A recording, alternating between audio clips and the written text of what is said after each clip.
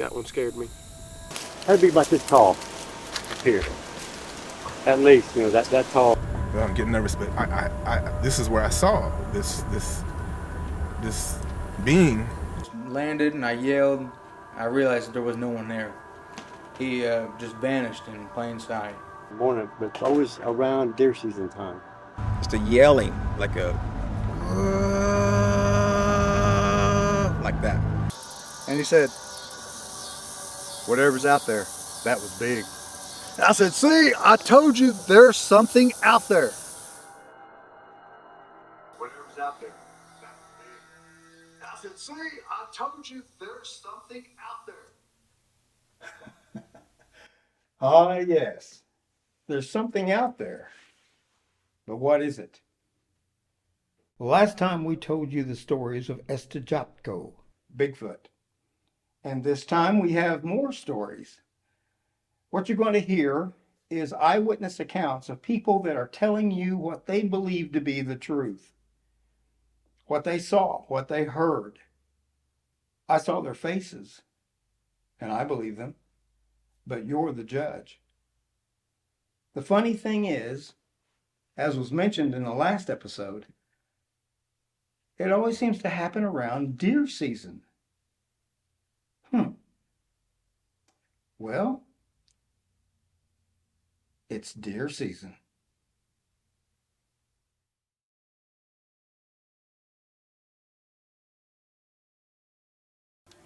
I'll just start off introducing myself. My name is Carlin Jono Thompson. I go by Jono, my middle name. I'm a language instructor here at the Muscogee Creek Nation.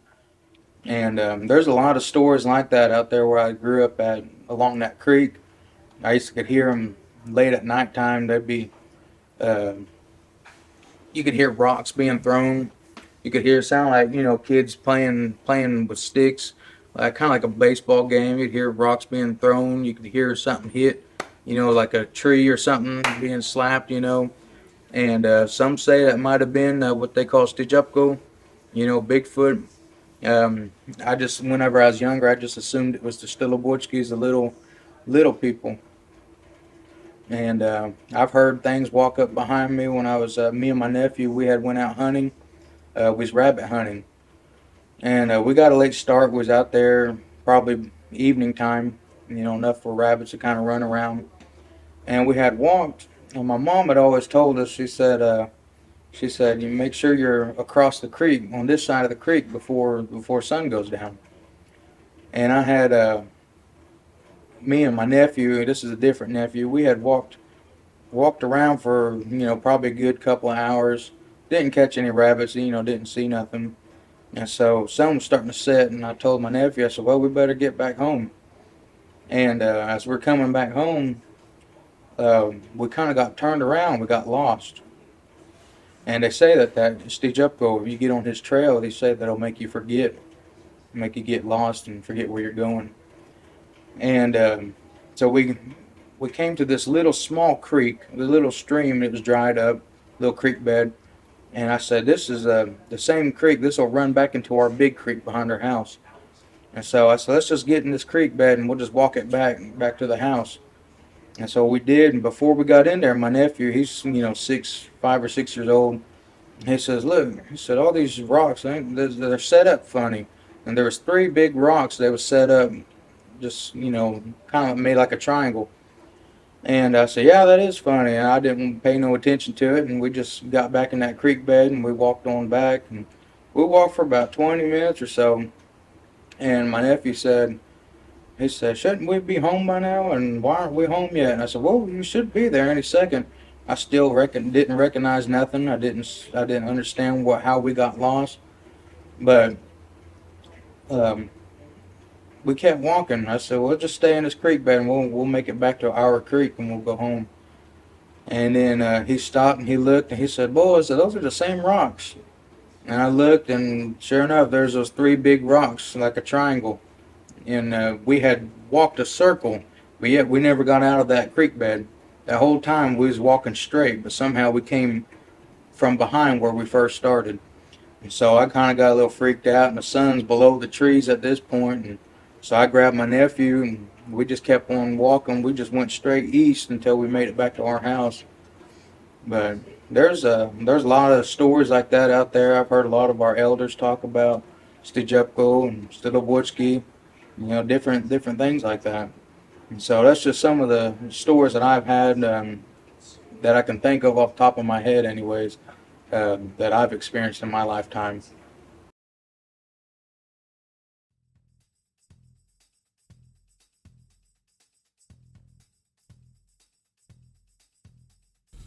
Doing some dirt work and some road work. There's only about 3 of us working. We were all separated. I was taking tractor down one road.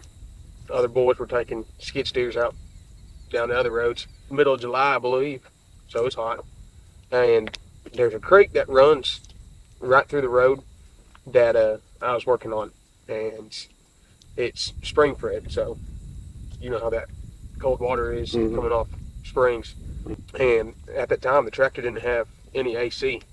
And so I parked that tractor right in the middle of that creek and hopped out and picked my shoes off and was walking down the creek bed. But there was some of the boys out there has found arrowheads out there. And so I was just looking around. And it had just rained. We just had a good rain. So that's why I remember. And so that creek bed is usually dry. But at that time, like I said, it had 4 or 5 inches of water in it. And the way this creek laid out was it was super flat all the way across, maybe 50 yards wide.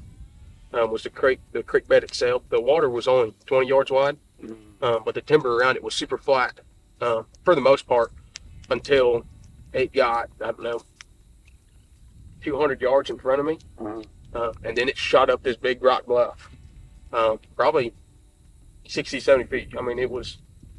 So it was that tall? Yeah, it was high. I mean, probably as tall or taller than any of the oak trees around there. Yeah. And I was out of the tractor for about 10, 15 minutes. Just I had my head down looking for arrowheads, cooling off. I was walking away from the tractor, so my back was towards the tractor, and I heard something. It sounded like big sticks breaking, big limbs breaking. And I looked up, and 150 yards where that bluff started to shoot up, I saw this tree on the very top of it kind of shaking, and these decent sized rocks. They weren't no boulders, but they were decent sized rocks, probably watermelon sized, rolling down that bluff. Like something disturbed them? Or? Well, at the time, like right when that happened, I didn't think it was nothing. I thought it was just loose soil from that rain that we had. And I turned around and was walking back towards the tractor. So I was facing away from that big bluff. 35, 40 seconds went by, and I heard this great big splash. And I don't know if you've ever heard rocks hit another rock in water. It has a distinct noise. And it was great big and loud. And I heard it hit rock, and I heard it hit water as well. So I spun around real quick, and I don't know, it's probably 30, 35 yards max from where I was standing. I mean, water was shooting up in the air about 10 foot. And I saw the rock that had been, thrown, rolling through the creek bed, right in front of me. It was probably watermelon size as well. I mean, nothing I could move any kind of force, really. But from where it was 100 yards, 120 yards from that bluff. So that it wouldn't have fallen from the bluff. And from where it landed, it was flat all the way around. From that bluff where you seen the tree moving and stuff? Oh. That's it was nowhere close to that. So that rock had to be thrown by something. And no human could cause that big of a splash from that rock, and how that rock was just tumbling through that water in that creek bed. I mean, I don't think no person could throw that rock like that. So at that point, did you get scared, or what'd you do? Before it really hit me, I was like, "Oh, it's my coworker messing with me." But where we're working at, I mean, it is nasty terrain. I mean, the roads are terrible. You could hear people coming from a long way. There ain't nobody out there. Ain't nobody gonna sneak up on you. You'd hear him in a vehicle. And so at first I kind of thought it was him just messing around with me. And so I kind of meander thought, and I don't want to. At that time, I was like, I ain't gonna let him think I'm scared of him. Yeah, 'cause yeah. So I just started meandering back to my the tractor, but I had a sense of urgency. And as soon as I got in that tractor, it realized I was like, "There's no way that could have been him," because where that rock came from was straight thicket. I mean, nobody in their right mind's gonna go through that thicket where it's probably snakes and ticks and greenbrier all through it. Where that rock hit, was the area flat? Yeah, it was completely flat. There was no So it elevation. couldn't have rolled down a hill No, from any direction. there was no elevation from where that rock could have came from. It was completely flat all the way across. But like I said, it was where the elevation where that bluff was 120 yards away from where that rock was. Not even anywhere remotely close. Getting in my tractor and I hauled all the way back to where our office was. It's probably a little long. It's probably a 45-minute drive. So you were way. I was way back there. It was probably a 45-minute drive in the tractor, going about 15 mile an hour. Probably 10 mile average. Yeah. Back there. So it's a good three miles through, I mean, roads that suck. I get back there and I'm just kind of meandering because I kind of in the back of my mind might have hoped that it was my coworker, but I was asking, I was like, "What'd you do today?" And he's like, "Oh, I just worked off this backside road over here," and he showed me where he's pointed to where I was working, and I knew he was serious, and I knew he wasn't even anywhere close to where I was. It kind of freaked me out. I stayed away from that area for a while. I didn't go back, especially anywhere close to dark. I didn't want to go near that area. I don't like if we were working during the day,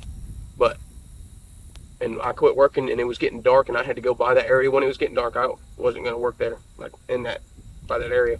That was the western side of the property where that happened. Uh-huh. And it was Did you tell anybody that? No, I didn't tell nobody. But it was about a week later. I was on the eastern side of the property, probably, and this was an hour tractor ride. It's about an hour tractor ride. So I'm way back. I'm in the farthest main road. There's a few little roads that go back a little bit farther, but they're not even drivable. And I was in the farthest main road that goes back there, and it was middle of the day, and I was driving. I was in a truck this time. Obviously, I look through the timber when I'm driving just because For deer and stuff? for deer, Yeah. and there are elk out there, so just to see whatever I could see. And This was at night, right? no, it was middle of the day. Oh, okay. It was middle of the day. I was going back to the ranch where I was done with work, so I was headed back to the office so I looked to my right through my passenger door, and I saw someone out there walking through the timber. And the timber's pretty open. Grass isn't too high, maybe middle to shin height. Mm-hmm. And it's not too tall. I go to stop, and I glance real quick, and this figure, it's not walking, it's standing still, Mm-hmm. and it's facing towards me.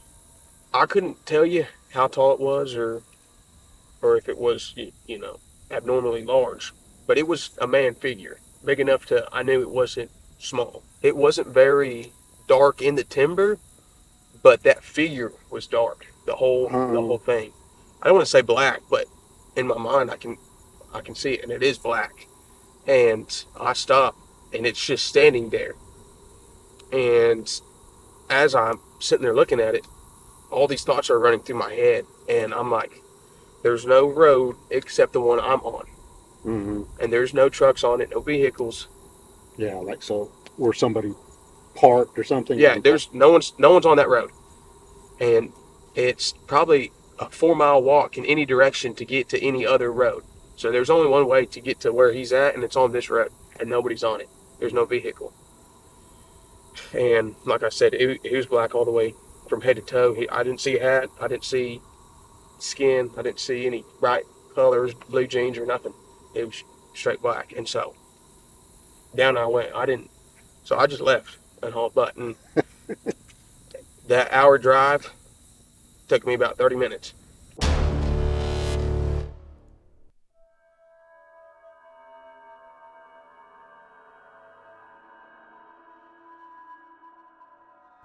Julian, Julian B. Watson.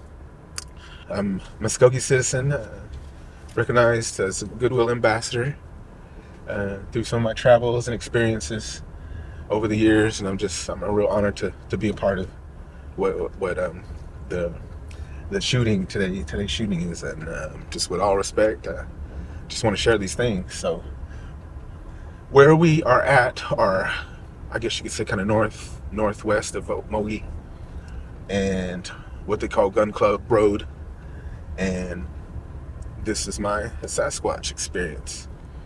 I would say about 12 years ago ish. I'm driving down this exact road.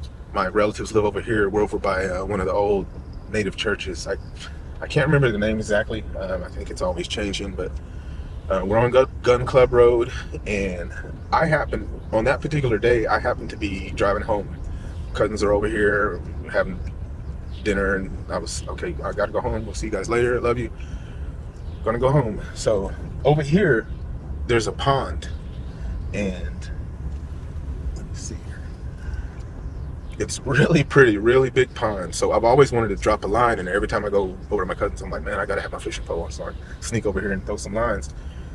So I'm almost there, and I start to, just see it and get excited. I'm going slow like this because there's ridges in the road, and it's, some of us that drive these back roads, they know that they can be pretty dangerous. A lot of people end up sliding off the road and crashing, and so it can be really dangerous. So I was probably going about this speed. I was saying, check that, 10 miles an hour, 15 miles an hour, and dreaming about fishing, and all of a sudden there's a hawk that came down just right on the side of this tree line, and the trees weren't even that tall at that time. But here's the pond, and I'm like, okay, yeah, wow, okay. And then somewhere, the hawk comes down, and it's really squawking. And I'm like, whoa, man, this is really close, and not something I see every day. So I'm like, looking at the pond, wow, just like this, back and forth to the road. Woo wee, possible a butter in there, alligator possibly, but I'm like this, and all of a sudden that hawk, just almost like a 45-degree angle, just right here at the end of this tree line at the end of the pond, makes a beeline, north. And I'm going like, whoa, I wonder what happened, because it just was like, boom, it's gone. And as I'm right here, this next pecan tree that's coming up, I'm getting nervous, but I this is where I saw this being, and it stood up. And it was already on the side road, because I would have noticed this was someone walking across the road. But if someone could imagine if you're on a basketball court and you're behind somebody and they do a layup, that's what the image that I seen. But it was the back. It was the back of the head and the shoulder. But the color of it, and it was like a long fur. I wouldn't say it was like long hair, but it was like a long fur, and it looked like a horse. The dark red of a horse, brownish, and that's what it reminded me of, the color of it. And I seen muscles of it, again, the side of it and the back of the head. And so when I got to this tree, I told myself, okay, I'm going to see a horse, I think, on the other side of the fence, because there's a fence there, and I saw it jump. I mean, just like literally like how a person would do in a layup. And I told myself, there's an open field here. Okay, whatever it was, when I get there, going slow, I'm gonna see whatever it was, because it's an open field. A few trees back here, but when I got to this tree here, there wasn't anything there. And I looked. I wanted to make sure as much as I could, and there wasn't anything. And I stopped to look, and so I was like, okay, yeah, that would logically make sense for me to see something. And when I look and see what it was, and then I think about some of the other folks that I've heard speak about some of these beings and their connection to trees and the land, the only thing that made sense to me after that was that being And this is where it sounds extravagant, I guess, but it was like this person jumped into the tree, or this being jumped into the tree. And I've heard elders say that they can do some type of transcendence like that. They can ascend like that. They can, teleport. I don't know. I'm jumbling my English words trying to find it, but that almost like a vortex, I guess you could say, for lack of better words. But that's what it looked to be and happen. And it's like you question yourself, like, what happened? But this is what it was. So I'm like, again, I sharing it with you, and yeah, that's where this is it. I don't know what else to say, but it happened, and I don't know. I don't know if I'm going to come out here again and visit, but it wasn't really like a scary thing. But it was just like a wow, kind of just you're at a loss of words when you see something or experience something like that. And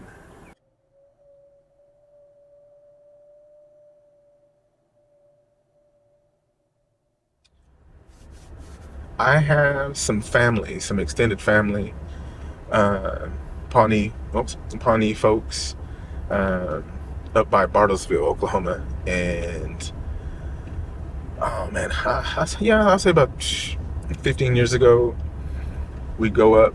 It was winter time. I think we always have a winter solstice sweat. So we were up there at that time, and let's say we got done, had our dinner, said our departure, meadows. I mean, they're just good sweat, good ones. So on our way back home, which is a good way off 75 highway goes up there, and I would say it was about 2:00 a.m. So I made a call to my wife, and I said, hey, it's winter time. At that time, we lived down south here. We had a wood stove, didn't really have like central air, things like that. So we were always excited about winter time. But I called and said, hey, we're good 2 hours, 2.5 hours away from home. So just letting you know, we're done here. We're on the road. And as I'm talking to her, I have two of my cousins with me. And it's actually the same cousins that live down here in this place that I was referring to earlier. But my cousin, he goes, what is that? And of course I'm on the phone, but I hear him, and he says, what is it? And his older brother says, what is what? That right there. And again, it's about 2 in the morning, but we saw a juvenile, I guess, a young Sasquatch. I would guess about maybe 5 feet tall, and it was a bright night, really bright night. I don't know if it's full moon, but bright night, and you could see this. I mean, I'm just gonna say a person. I mean, it you could see it, definitely a silhouette. It was a dark figure, and it was probably, I ain't saying probably, but it looked to be maybe 10, 15 feet in front of us. And the reason why I think we got to be that close to it is, again, the time, winter time, a lot of deer. So out there, I'm going slow. So we watched this juvenile walk across this street, and probably right where that fence line is too as well. Good maybe 10 yards. There's a hill just like these kind of go up. The hill, it went up, and this being stood on top of that hill, turned around, and looked at us. And you could, by that time, again, in a bright night, this silhouette, I seen the body of it, and it just kind of basically looked like a younger person, I would say a male, I guess. But on this one, I could literally see the long hairs like waving in the wind off, and I'm gonna guess they were about that long, but you could actually see the hair on this thing like waving in the wind, and there was some what they call or what's that called, reflection. You know, when you get it off the animal's eyes, reflect off the headlights and things like that. Eye shine, I think they call it eye shine, but you could see that, and that was like a white kind of amber kind of tone, light yellow. I remember that, you know what I'm saying? I remember the hair, and it it wasn't really a scary feeling, but I think the next thing my cousin said was, well, if that little one is around, you better believe the mom or dad is around here somewhere too. So, you know, with all the chills I had, I'm not going to just, because again, where we're at, deer, all that. And if, someone else was there, I didn't want to hit anybody. But here we go, you know what I'm saying? And I guess it lasted about a good 10, 15 seconds. But it was hard to see at first, being that close to it. And again, we weren't even 10, 15 yards away from it. And it walked upon us. And we were just, still to this day, it's like, whoa, what, would that really happen? So, I got 2 witnesses too. So they're out there, and I would just, my thing is just respect them, and if they got something to share with us, we need to embrace it. And Okay, my mom had told me this story years ago. I was probably 11 years old. Right now, she's 87 years old, and this happened down in Batiste, Oklahoma. That's where she grew up. And she's told me that one evening they went to church singing, and they were on a mule. They rode a mule. Of course, back then, not everybody at all had cars. And so they're coming back, and it's dark. And they're on the road, and all of a sudden, the mule, he just stopped. And he wouldn't respond to any commands or anything. He wouldn't move. So as they're getting down to try to get him to move, you know, with the bridle and stuff, my mom happens to look behind him, and she said there was something standing there in the road. You know, the background, it had a little bit of light. Otherwise, it was pretty dark. But beyond where this thing was standing, you could see the opening of the road. And she said that they got scared because it was just standing there watching. And she described it as not about the height of an average man, but she said what she remembers is the shoulder width. She said its shoulders were super wide, and it was just standing there watching them. And they couldn't get this mule to move. My mom said she got behind it and was, you know, pushing it from behind, and her cousin, who she was with, was yanking on the bridle, trying to get it to move, and it would not move.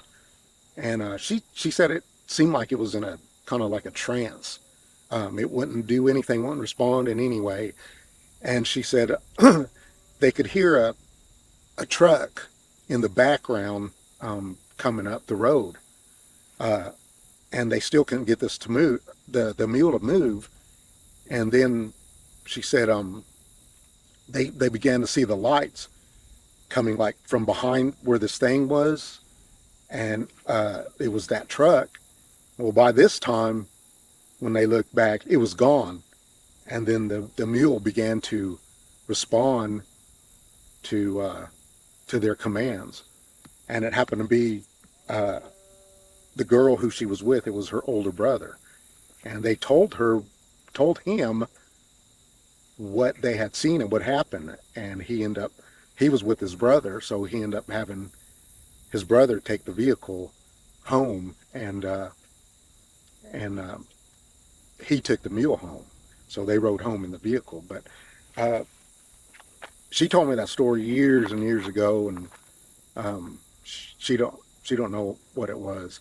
And a few years later, she was going to Tahlequah Sequoia boarding school, and they on a Friday evening, when everybody else was in the dorm or in the gymnasium watching a movie, they were in a dorm. They had gotten in trouble for some reason or another, and they decided to sneak off to the store. And so they went to the store, and there was a shortcut through the woods. So as they're coming back, somebody said, "There's something behind us," and they all looked back. And my mom said she seen it. She seen something. It was like the same thing that she seen in Batiste, except she said this one was a little bit smaller.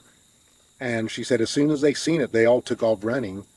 And I had asked her, I said, "Did you look back when she took off running?" And she said, "No, they just ran up all the way back to the school. And when they got to the fence, they hopped the fence." But I asked her, I said, "Was it like chasing you guys?" And she said she didn't know, because they never looked, nobody looked back. I guess they were too scared, and they made it back to the school and probably never went back to that store again. But that's coming from my mom, who's 87 years old. Told me that story years ago.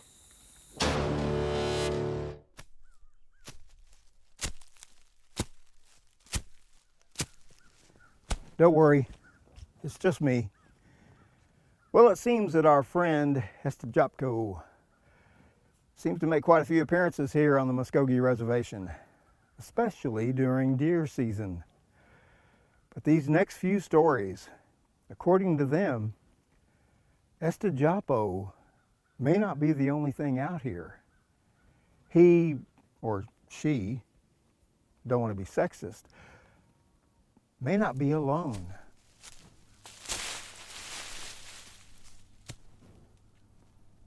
I may not be alone. Well, I hope to be back at the end.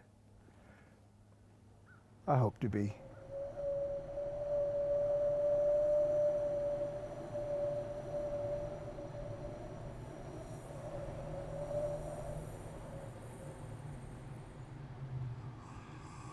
I had a story about Este Capko. We call it in the language Este Capko. Some say Este Capko. When I was about 12 years old, I grew up in Hectorville, Oklahoma, out there by Duck Creek Ceremonial Grounds. And I was about 12 years old, and I was clearing out some of our pasture. We had just bought 3 horses, and we was just going to put them out there, build a little holding pen, and we was going to clear that land. It had a lot of rocks on it, a lot of rocks and some timber.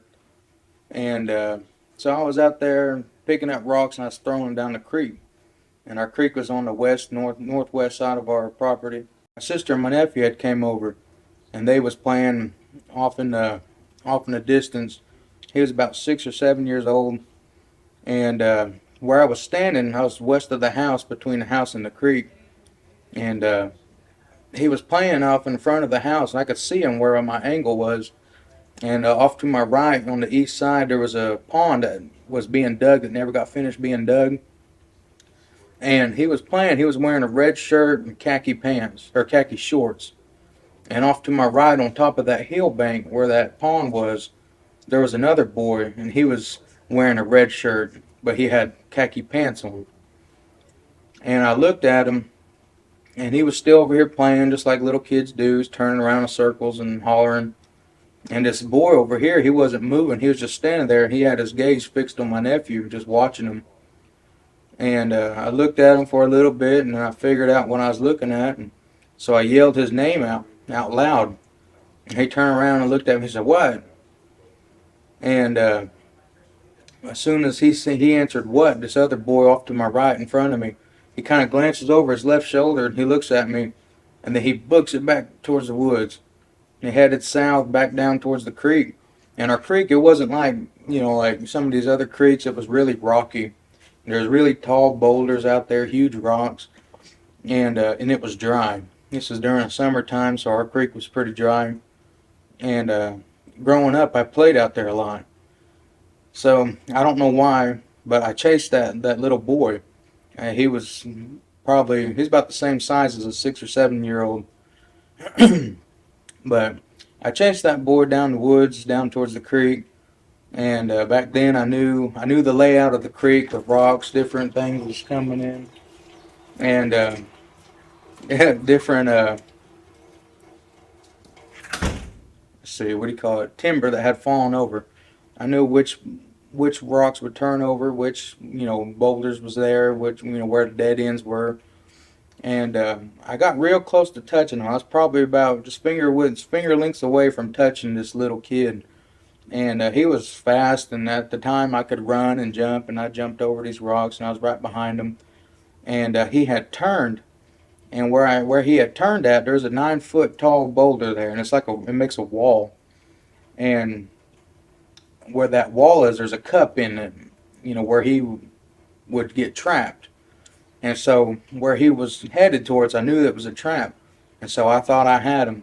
And so whenever he turned that corner, I was right behind him, and I jumped over this tree that had fallen over. I jumped from that tree, and I landed on the ground like this, and I yelled, "Ha!" like I got you. I yelled really loud, and I don't know why I was going to catch him. And but whenever I landed and I yelled, I realized there was no one there.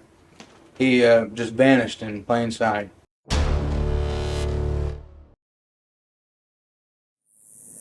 I'm JD Hansloven, and this is my story.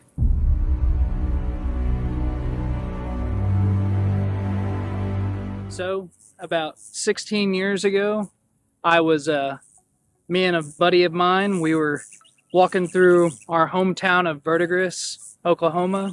It was one of those high school nights where walking, sneaking out late, whatever, and going to tour the town.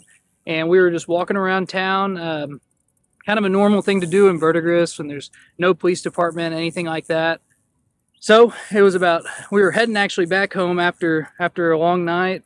It was about 3:30 in the morning, and we were walking. So basically, give a good picture of our roads and like where I live. There's 2 connecting roads, and then there's a basically like a cul-de-sac at the end of them, so they connect to each other.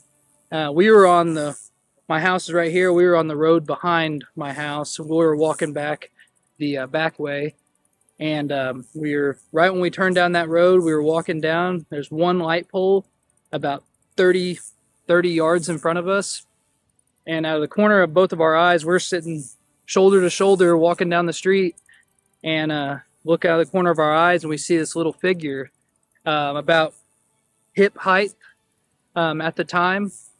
And it started coming right up the edge of the asphalt, about to cross the street.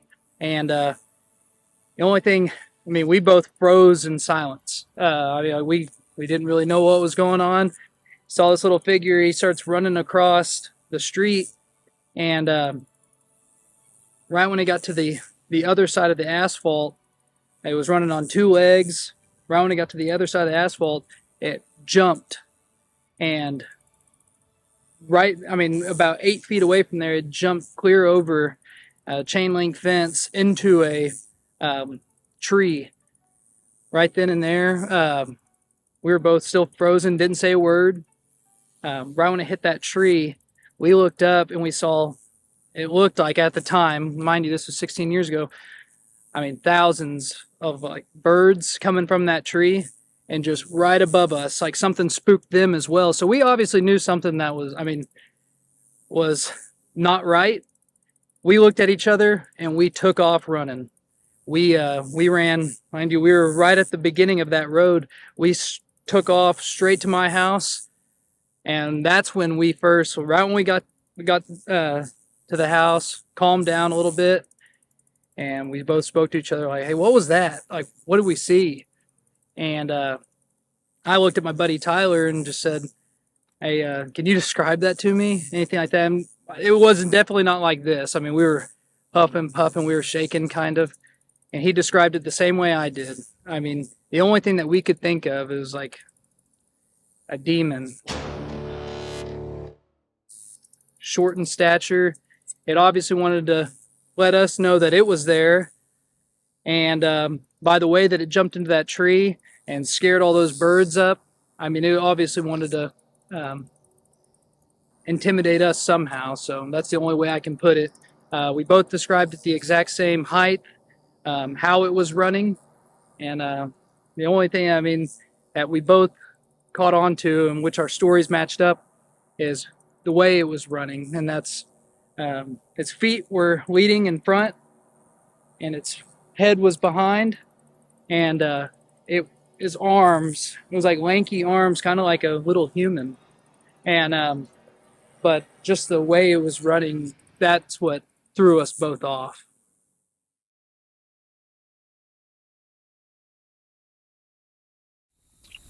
So I was actually deer hunting. It's public walk-in, and so there's no vehicle access, and it's only foot traffic that goes through this public land.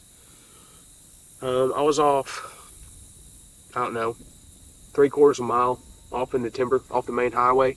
I was in this pasture, and the way this timber sets up was it makes a V, and in the middle of this V is hay meadow, and these deer like to run at the very bottom of the V of that timber.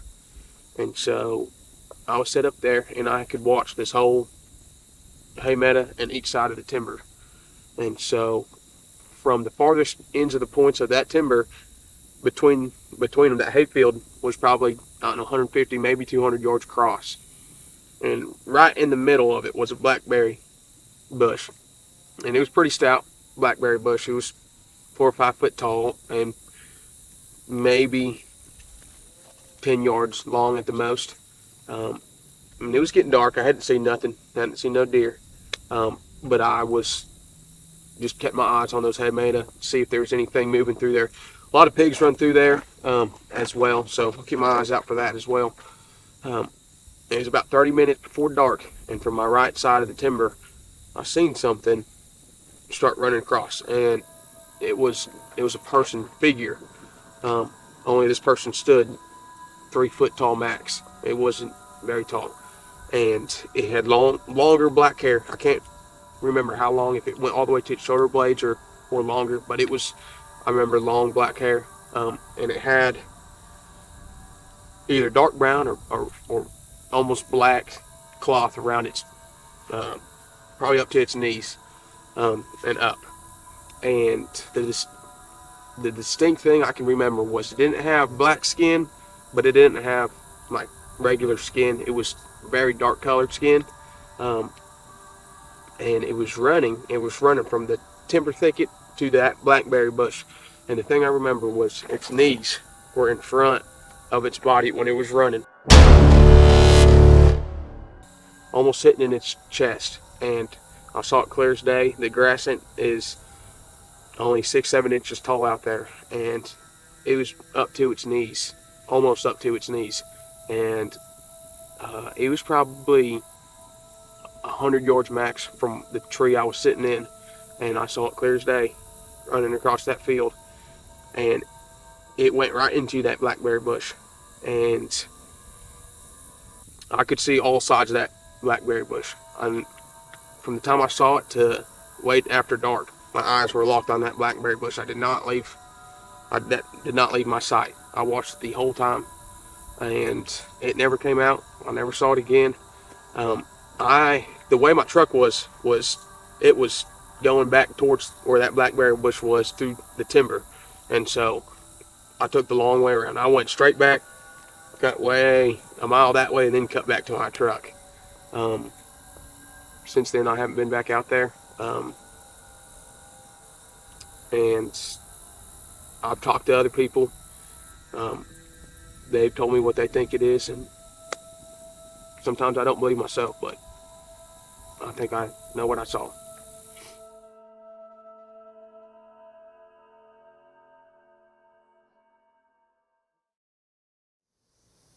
JD had told me a story that actually happened to my son, involving what we think was the same thing, which he told me his story first. And then it was, I don't know, a couple months later, my son had told me he had seen something that sounded identical. And what's weird about that is JD had said that the way it was running was almost comical, but at the same time kind of creepy, because its legs was in front of its body. And so I had asked my son if it was running, what he seen was running weird also, but I hadn't told him about JD's story. And I asked my son if it was running weird, and he said, "What do you mean?" And I said, "Was it running like a person does, or was it running different?" And he said, "The only thing, its legs was ahead of its body." So that kind of tells me it was maybe not necessarily the same thing, but it was maybe of the same species or whatever you want to say. Yeah, So, no. And so that raised the hairs on the back of my neck because I'm like, well, maybe is it me? Like, why is this thing like, it's like if it's just us two, surely others have stories similar like this. But now I've heard about it now 3 times. I've seen it once with my own eyes, and I think it's something that needs to be looked into a little bit more. Maybe more people have stories out there about this figure, but it's the only way I can describe it is in both my words and my buddy's words. It was the closest thing I've seen to like it, sort of like a demon. Well, that's it, folks. That's all we have for you this time. But I hope you enjoyed it. I enjoyed bringing it to you. But now you have to answer the question. Do you believe them? The people that just told you their story, they believe they're telling you the truth. But do you believe them? Well, either way, the sun is setting, it's getting cooler, and the deer are running. But out there, somewhere, is Tall Man, Este Capko, Bigfoot. He's waiting. And if you're out there, maybe if you see him, maybe you can tell him, "Hey man, you're a big star and everybody's talking about you, especially us." So from the Muscogee Creek Nation Office of Communications, I'm Mark Abbott. Mado for watching. By the way, I've been letting my beard grow for about 2 weeks now. You think I'm ready for deer season? I hope.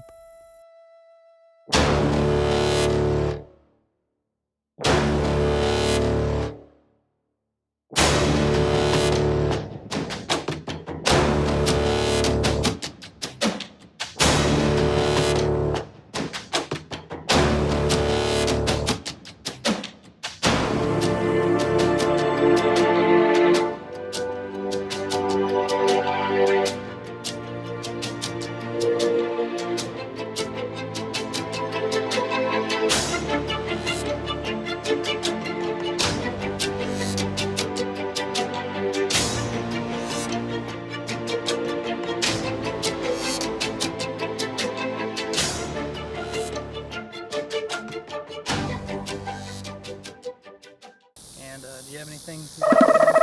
just that, whatever it was my son seen.